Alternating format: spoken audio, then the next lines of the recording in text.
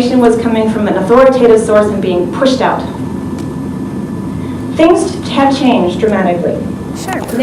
So the Virginia Tech school shooting occurred in April of 2007, and by the end of the morning, the administration from Virginia Tech had announced that there were a certain number of people who had been deceased, and that started this distributed and collective problem solving that we observed online using Facebook, where students and others who were on Facebook across the United States came together to start sharing information. They started by sharing things like condolences and concerns and doing kind of I'm okay, are you okay welfare checks. Because young people are so actively involved on Facebook that if they are regular users, sometimes one of the ways that people were checking to see if their friends were okay was whether or not they had signed on.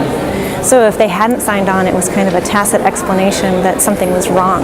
So that was another function of Facebook, especially with this particular generation. The thing that was the most interesting about the ways that students and others were using Facebook during this event was how coordinated the information sharing was, and how people were so instrumental in bringing together knowledge from different parts of the United States to answer a particular question. Students got onto Facebook and they started to collaborate around this particular problem.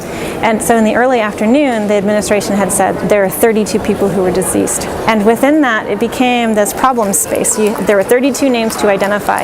And the students all came together and started identifying those names. And by 24 hours later, at the time when the officials had actually released the names of the deceased, all of those names had already been identified through these Facebook communities. What we found in our research is that not one time was a name that was not accurate was that listed. So it's always entirely accurate information, that people were taking turns, that there were norms created around information sharing, that people had to verify where they got their information from and back it up. So it was never an instance of people just conjecturing whether or not somebody had been killed. It was very concentrated and well-intentioned.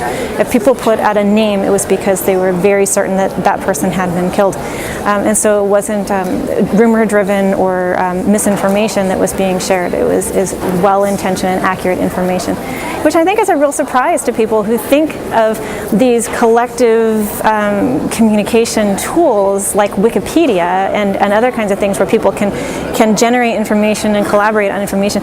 They often say to me that it's just Wikipedia, it's just the public. Well, the public has a lot of intelligence, and that was really evidence when we saw with the Virginia Tech school shooting, is that people came together and it was collective intelligence.